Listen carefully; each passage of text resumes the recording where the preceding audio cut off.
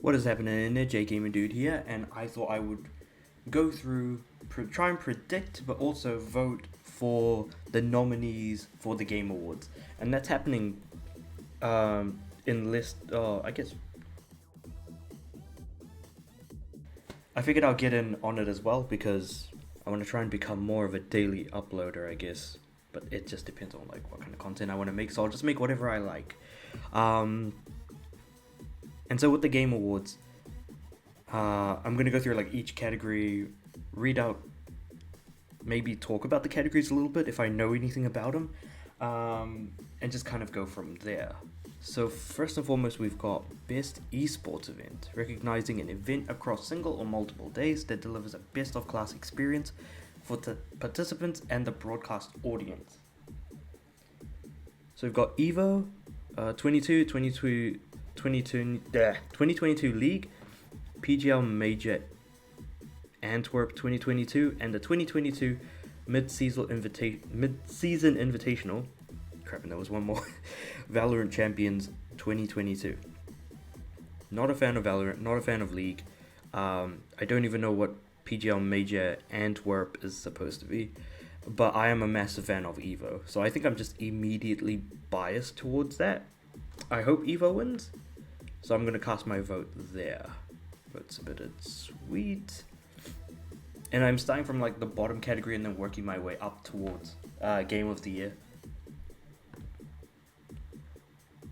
Best esports coach. I'm not gonna vote at all for this one because I don't really watch esports all that much, and even if I do, again, it's really just Evo. That's probably the only one that really counts. At least for me, like again, CS:GO, Valorant, LOL. Yeah, you can't just. Yeah, I'm not in that space, so I'm probably gonna skip this just completely. If I were to guess who would win, I've been hearing murmurs that people would like. I think was it Robin or Bizka to win, but who knows? I can't really speak to that too much. Next we have the best esports team.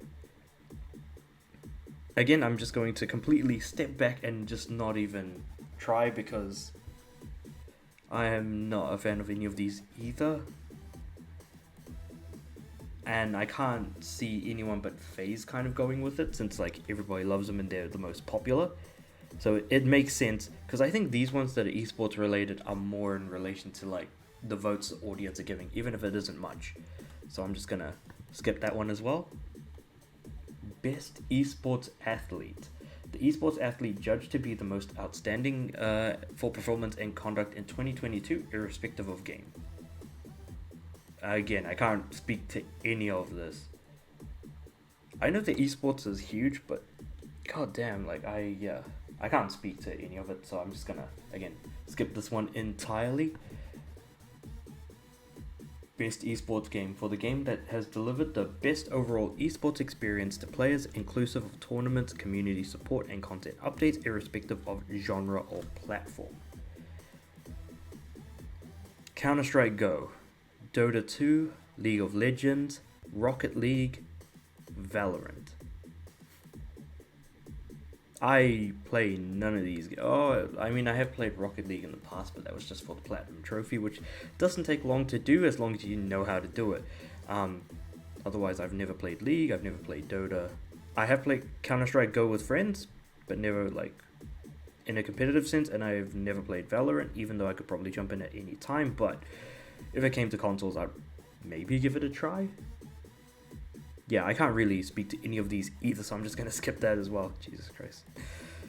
Most anticipated game, recognizing an announced game that has demonstrably illustrated potential to push the gaming medium forward. Final Fantasy XVI, Hogwarts Legacy, Resident Evil 4, Starfield, The Legend of Zelda Tears of the Kingdom. This one hurts because I would not pick Hogwarts Legacy. That's just completely out of the question. Starfield is just more Bethesda RPG, which I don't think is really moving the medium forward that much if you're looking at most anticipated game in its description. Tears of the Kingdom has the potential to win. So does Final Fantasy 16 and Resident Evil 4, and that's what I'm stuck between. It could be either of these three. As for which I would pick, it would be between 16 and FF16 and RE4. While I could see Zelda winning, I think Zelda will win, but my personal vote will go to Resident Evil 2 and 3, especially 2, could absolutely have won this because they changed from what Resident Evil 2 was on the PS1 to what it is now. More sort of over the shoulder, Mr. X being so much more frightening than before, how well done the actual environments are and the feel of the actual locations, creatures, monsters, the way that the inventory system was all done, like that was all really well done. That was really good stuff. So I think I'm gonna vote 16 if I'm being completely honest, because 4 will look absolutely amazing, it will play really well, but it will still be sort of an over-the-shoulder sort of thing. It does look like it's going to lead more into horror and less midget Napoleon. But the thing is that Resident Evil 4 is known to be sort of like somewhat action-based while being campy as hell. FF16 is a brand new game altogether and isn't necessarily a remake, but every trailer for this game has had me like have bubbles coming out of their urethra, if you know what I mean. Like, there is a lot going on and I really like it. It knows hype, and again, Yoshi P knows how to make a really good game. Just look at FF14. Final Fantasy 14 is an incredible game. I could absolutely see him doing incredibly well in 16 by taking some of the stuff that you do in an MMO into some more of like a single player title. But then you'd probably be looking at a more Diablo-esque type of game. But I don't want to say anything further about that. I'm going to vote 16. I'm going to vote 16, but I think Legend of Zelda Tears of the Kingdom is going to win.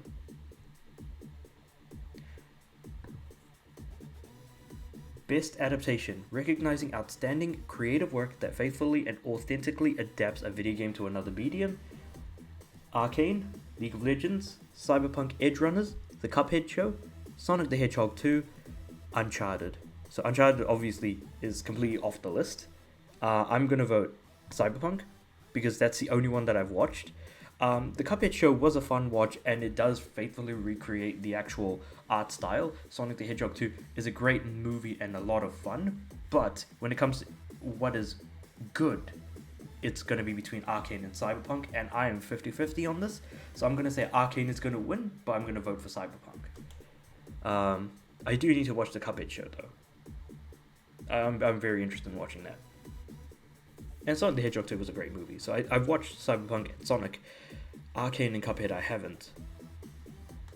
But apparently if like Arcane is able to reach out to people who aren't League of Legends fans, then there's potential for it to have a greater advantage than Cyberpunk did. In a way. Best Debut Indie. For the best debut... I can't read this morning. For the best debut game created by a new independent studio, Neon White by Angel Matrix, Norco by Geography of Robots, Stray by Blue 12 Studio, Tunic by Tunic Team. Wow, that's a name. And finally, Vampire Survivors by Ponkel. Vampire Survivors I haven't played, but people really like. My vote is going to go to Neon White, because that's my type of game. I played Stray, it was okay. I have not played Norco, nor have I ever heard of it. Tunic, I've heard of it, never played it. And Vampire Survivors, I've heard extremely good things about it. I think Vampire Survivors is going to win, but my vote is going to go to Neon White because that's my type of game. This is more of like a very much a personal choice.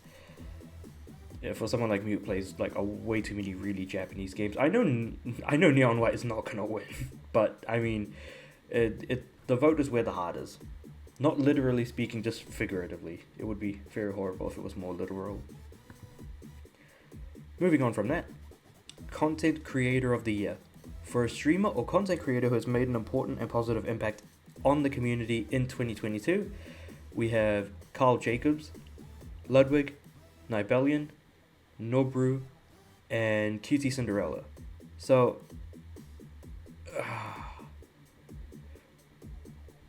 for a streamer or content creator who has made an important and positive impact on the community in 2022. Honestly, the one that I was affected most, positively speaking, was Nibelian, weirdly enough. Because I don't know who Nobru is. Everyone should already know who Ludwig and QT Cinderella are. And it's kind of unfair that they're both in this category since they live together and stuff, so it's yeah. And then Carl Jacobs, who I only know through like sort of kind of funny content. At least I think that's him. I could be completely wrong about that.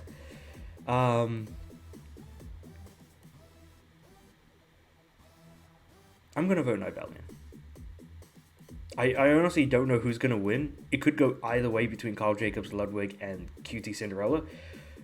I don't know much about Nobru, or Nobru. I don't know how that's supposed to be pronounced.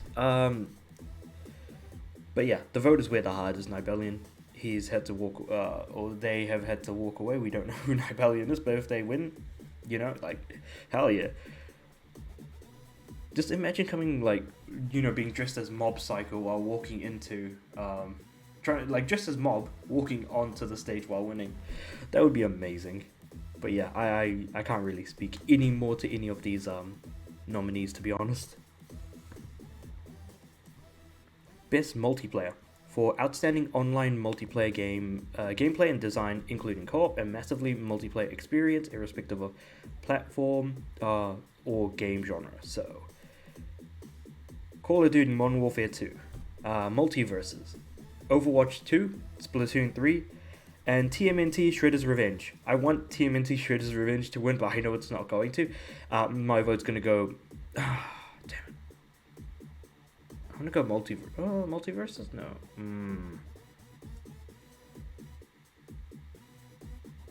I'm not a multiplayer guy, but I've played way too much Multiverses, so my vote is going to go there. But as far as actually who's going to win, I can't imagine it being Overwatch 2, given like how it keeps squandering the actual, its launch and how things have gone. Plus, it's just Overwatch 1.5 in terms of content. So I can't imagine the gameplay design and stuff is there. It's just it's being bogged down by everything else. But I guess we're only looking at online multiplayer design, in which case it'll either be COD or Overwatch 2. Splatoon 3, I can't imagine. Multiverses, maybe? And TMNT is definitely out of the question. So it's between those three, but I'm voting Multiverses. I think COD, Modern Warfare 2 is going to take it. Couldn't be more confusing of a title, though. That's unfortunate. Best sports/racing game. For the best traditional and for the best traditional and non-traditional sports and racing game. F1 22, FIFA 23, NBA 2K23, Gran Turismo 7, Ollie Ollie World. I'm voting Ollie Ollie World.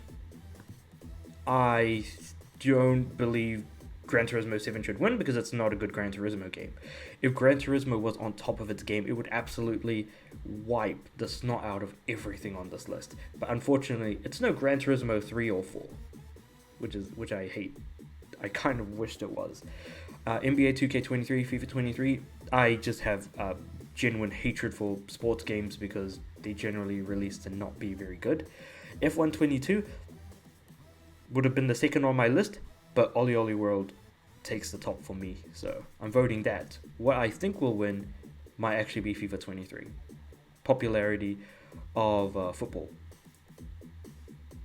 And especially knowing that the World Cup is going on, so there is a massive amount of hype surrounding it. So that alone is more than reason enough to think that FIFA 23 is going to win, purely due to popularity, and not to that of it being a good game. Unfortunately. God damn it. Oh well.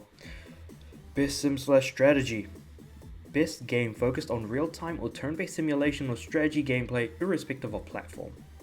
Dune Spice Wars, Mario & Rabbids Sparks of Hope, Total War Warhammer 3, Two Point Campus, and Victoria 3. I have played none of these games. I like strategy games as much as the next guy, but I usually play SRPGs, so the grid-based strategy games. So I'm definitely going to just sit back and say I'm not voting this one. Who do I think is going to win? I hope it's Mario and Rabbids. Well, I think it's going to be Mario and Rabbids because, let's be real for a moment. Popularity. The Mario name is more than enough. But if it's for true,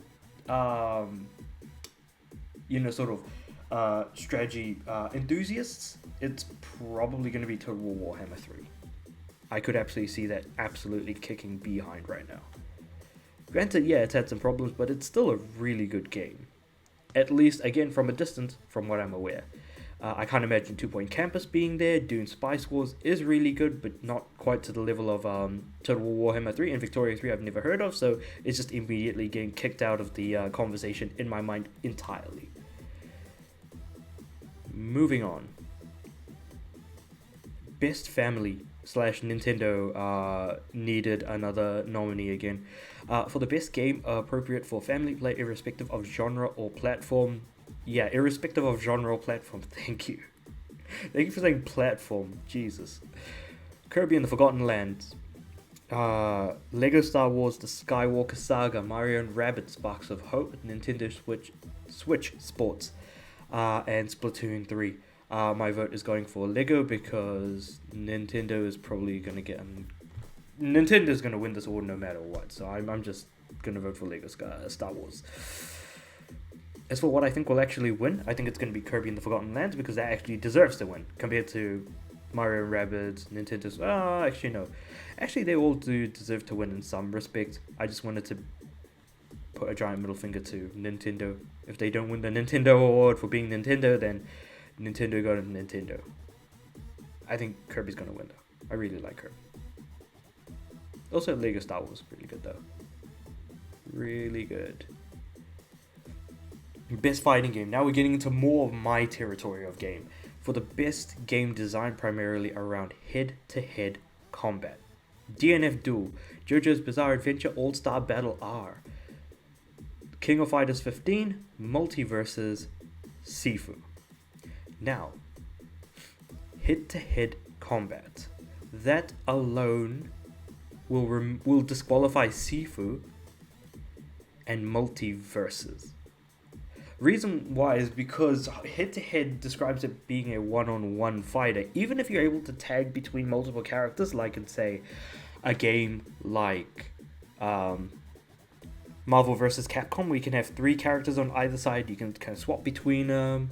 And of course, I know that, the Injustice mobile game did kind of a very similar thing. So already I'm just down to DNF Duel, JoJo, and King of Fighters 15. And let's be real, we know King of Fighters 15 is going to win. Because, well, DNF Duel and King of Fighters 15 are both fighting games. King of Fighters 15 is the most fighting of fighting games because it is the head-to-head idea. Because even platform fighters aren't necessarily head-to-head. It's more of a battle royale. But then again, in a more competitive space, it does become a one-on-one affair. But that's not the way in which the game was originally intended. It's meant to be a party game, just like MultiVersus. Sifu being, again, more of just like an action adventure, really. I'm going to put my vote for JoJo's Bizarre Adventure All-Star Battle R. I know it's not going to win. That's where my heart is because I love JoJo. And also, with Part 6 airing at the moment and me not watching it until all of it is out. But I think King of Fighters 15 is going to win and it is going to be a well-deserved one because I still need to buy and play it. DNF Duel, I haven't actually jumped into yet. Because I don't think it's actually even been on sale since it released on the PlayStations. So that's going to be an interesting one to see. But having played the original JoJo's Bizarre Adventure All-Star Battle before R came out, it is a fun time. Unfortunately, it just doesn't really carry, it doesn't have the story, but it's mainly about the combat that the category is surrounded by. So I'm not going to lose too much sleep over voting for this one. Best RPG. Best role-playing game. For the best game design with rich player character customization and progression, including massively multiplayer experiences. Elden Ring, Live Alive, Pokemon Legends Arceus, Triangle Strategy, Xenoblade Chronicles 3. There is a lot of Nintendo here. My vote is going to Elden Ring.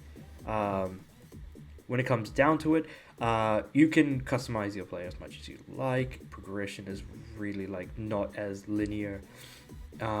Live Alive though, people really like because it is a really old game that is very much beloved. Pokemon Legends Arceus just isn't as good a game as Live Alive or Elden Ring. Triangle Strategy is there. That's all I'm going to say. And with Xenoblade Chronicles, again, it's more of a case of it being there more than anything as well. So I can't imagine anyone picking anything but Elden Ring at this point, since it is one of the Game of the Year nominees. But that, I think anyone would have been able to tell you.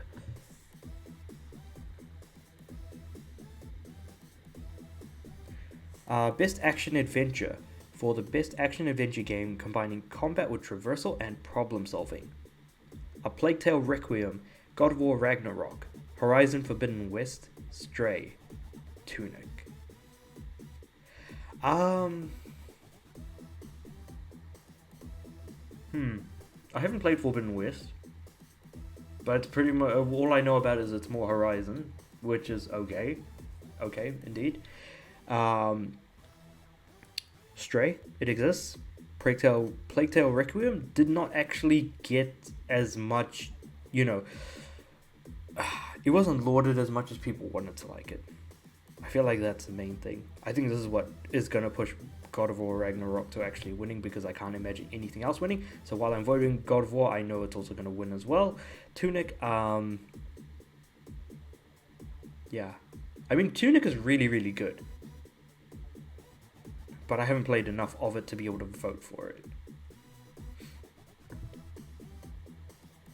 Best Action Game. For the best action game in the action genre, focus primarily on combat.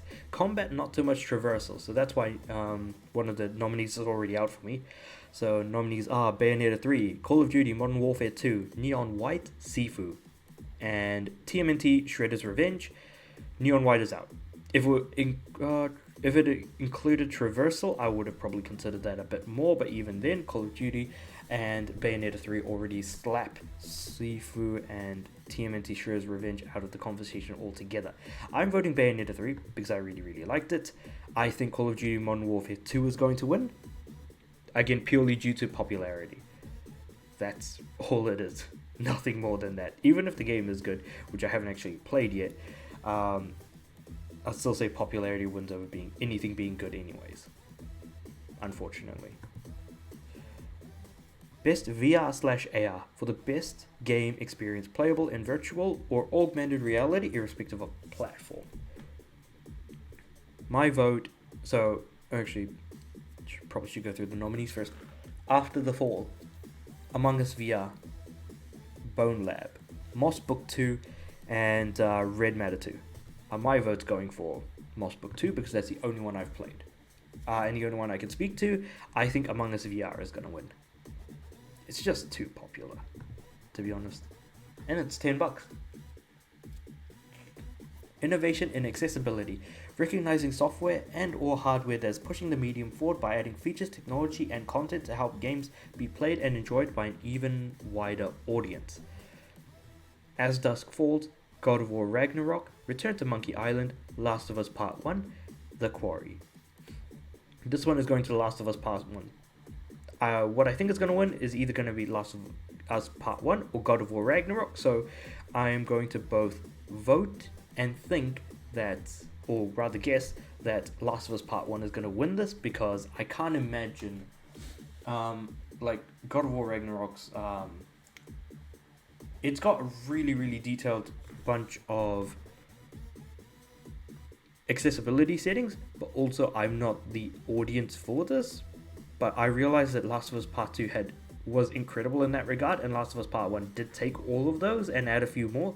So I just kind of lean towards Last of Us Part 1, but this is not my category to vote for, to be honest. But I did vote anyways, I guess, so fair enough. Best community support. Recognizing a game for outstanding community support, transparency, and responsiveness, inclusive of social media activity and game patches and updates, sponsored by Discord. Now, This one, I already know who I'm voting for. So the votes are Apex Legends, Destiny 2, Final Fantasy 14, Fortnite, and No Man's Sky. My vote is Final Fantasy 14, and I think Final Fantasy 14 is going to win. This game is absolutely incredible because with the release of Endwalker, I can't even remember what it's called. After the release of the last expansion back in December of last year, they've been churning out patches, new content, events to keep you in the game, and I've been playing this since like between March to May of this year, and I was enthralled. 700 hours I put into this game. There's no way I could vote for any other game, because I just definitely did not play anywhere enough time into any other game. So yeah, FF14. That is both my vote and that is also my prediction for the winner of this category. Best mobile game, for the best game playable on a mobile device.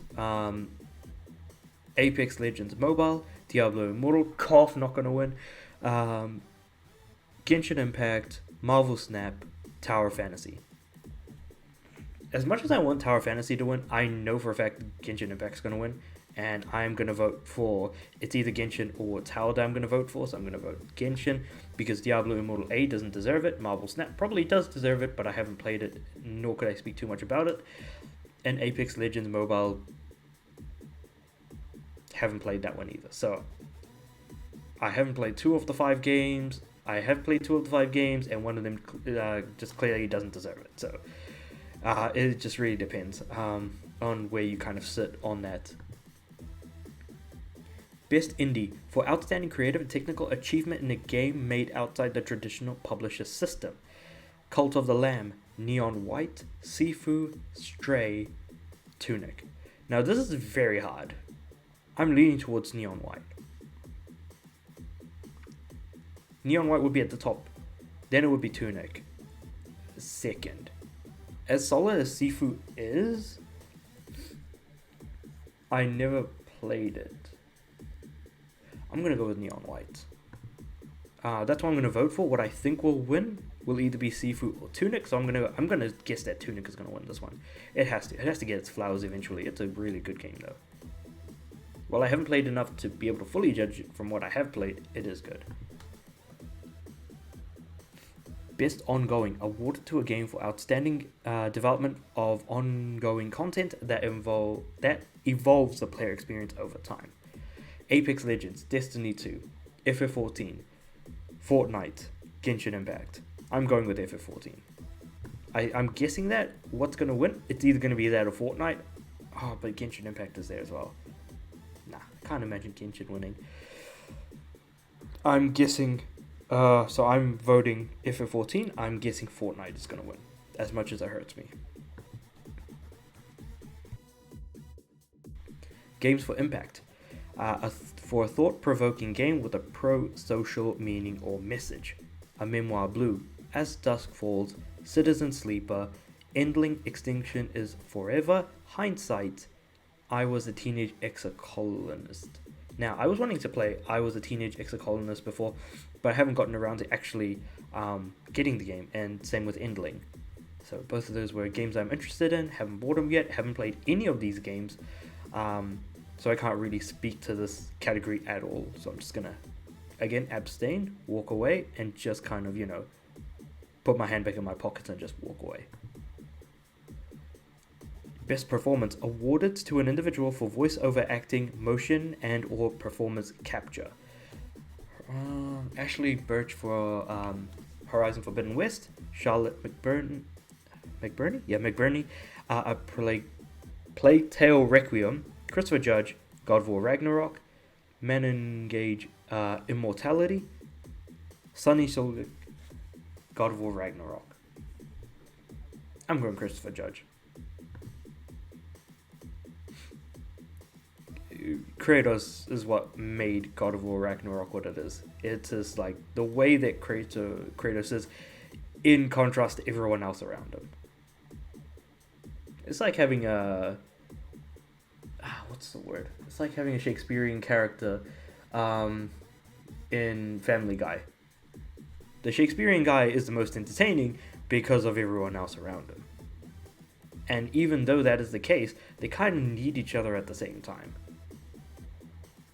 But that, I suppose, also goes to like the performances of all characters in God of War Ragnarok, but then we've only got 2.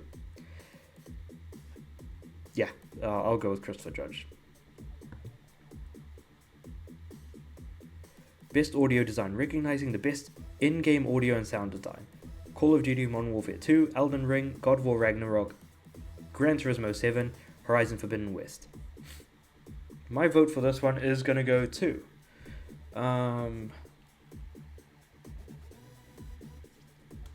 I haven't played COD Modern Warfare 2. I'm sure the guns sound absolutely amazing. My vote is going to go for Elden Ring. Who do I think is going to win? I think it's going to be Elden Ring. But Ragnarok is pretty stacked in terms of audio design. It's in-game audio and sound design. It's not necessarily soundtrack, but the soundtrack is different from in-game track. And in-game track would actually fall more under audio design. But then when you think about menus and just it's all the small things that you don't notice when you're playing a game. That's the unfortunate thing. I'm going to stick with Elden Ring. I think it's both going to... I'm voting for it, but also I think it's also going to win. Best score in music. For outstanding music, inclusive of score, original song and or licensed soundtrack. Okay, so soundtrack actually does, as well as in-game music does fall into here. So we've got A Plague Tale Requiem, Elden Ring, God of War Ragnarok, Metal Hellsinger, Xenoblade Chronicles 3, which kind of sucks that Sonic isn't here, but again, I feel like way too many people have said that at this point. It's just a popular opinion.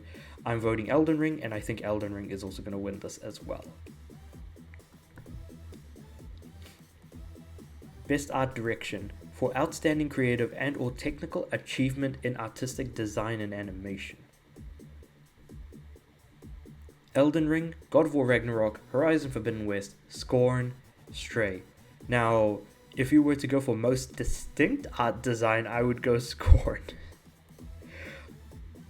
Not necessarily the best, but definitely the most distinct, so that's out of the question. And Stray's cyberpunk aesthetic is really nice and all. But I'm leaning more towards Elden Ring than any of the others that are remaining, which are Elden Ring, God of War, and Horizon. Horizon is...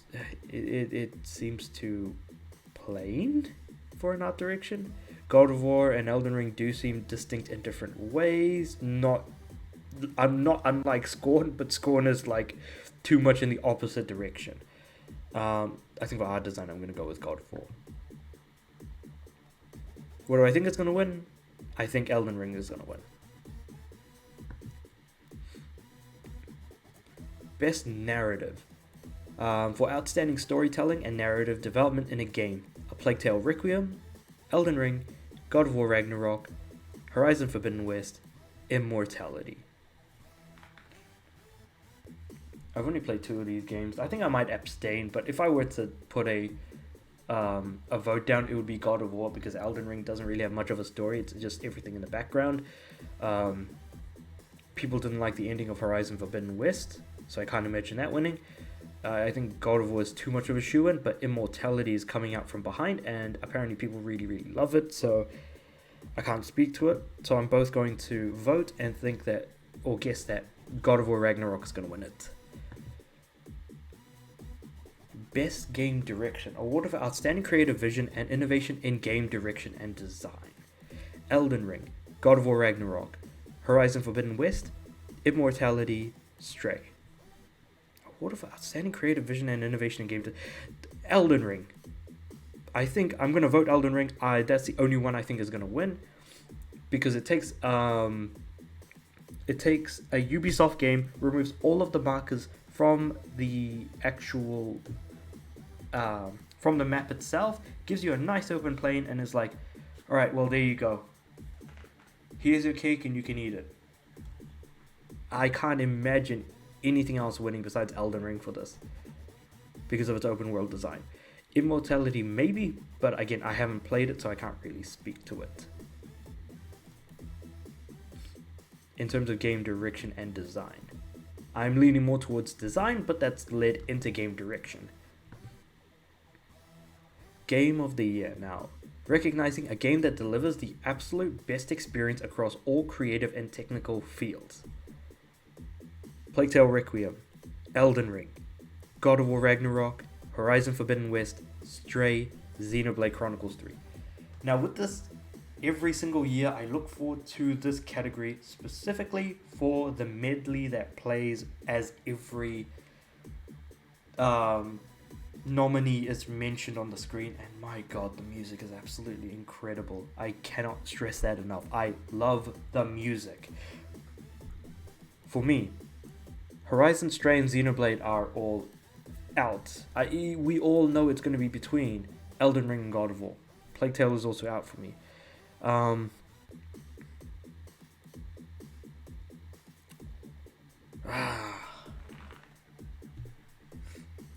The best in all fields. So if we look at categories so far, we've got narrative, art, music, audio, performance. If we look at those things individually,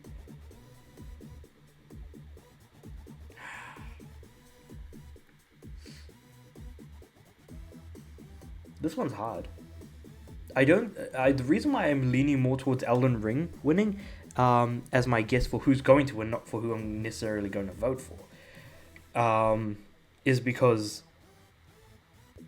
God of War is kind of a known quantity to some extent, being a sequel, whereas Elden Ring is a brand new IP. But just because it's a brand new IP, it still follows a lot of the DNA from other Souls-like titles, but presents it in a very different way, which is why for direction, Elden Ring definitely deserved it, because it takes things in a new direction. Namely, here's a giant map, but there's nothing on it. Go and figure this world out for yourself, because I sure as hell ain't going to. It's kind of what the game is.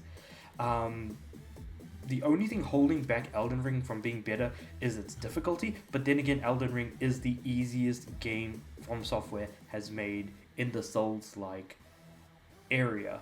The movement feels a lot better because of things like the way they handle Bloodborne and Sekiro, and so I see how Elden Ring could absolutely take it. But then again, now that I think about it, Sekiro did win Game of the Year in 2019, I want to say, and 2018 was God of War. So for Elden Ring and God of War to be like sort of smashing up right against each other is a very interesting combination. I am gonna vote for Elden Ring. And what do I think is going to win? I think Elden Ring is going to win. Yeah. I think... Yeah, it hurts, man. It hurts to vote when you've got so many good options. Or at least two good options. And if not, it's not one that's the most obvious that probably should.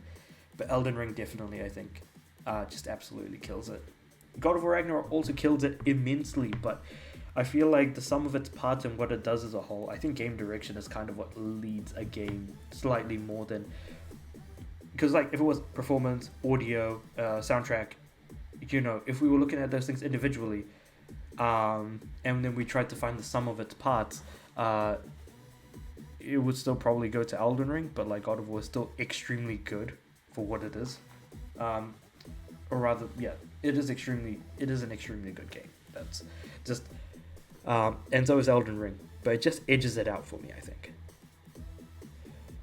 But yeah, that was my sort of predictions and guesses for like who I think is going to win the different awards, and also abstaining from like the 6 categories that I didn't think I would actually be a part of, rather that I don't think I could speak towards because I'm not in that sort of category.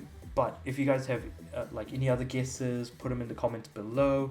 I'm going to try and edit this up and put it on YouTube as soon as I can, just to kind of avoid any sort of... Or at least like, yeah, so I can, get hopefully some views out of this. Because Game Awards is coming up very quickly. Again, we've got about... For me, it's 1 p.m. tomorrow. It's like 8 a.m. right now, so... Yeah, about 28 hours. Easy. Well, we'll see what happens. Very much looking forward to that Game of the Year award medley. But other than that, if there's any other sort of like guesses that you guys have, put them down in the comments below. Other than that, I'll catch you guys next time.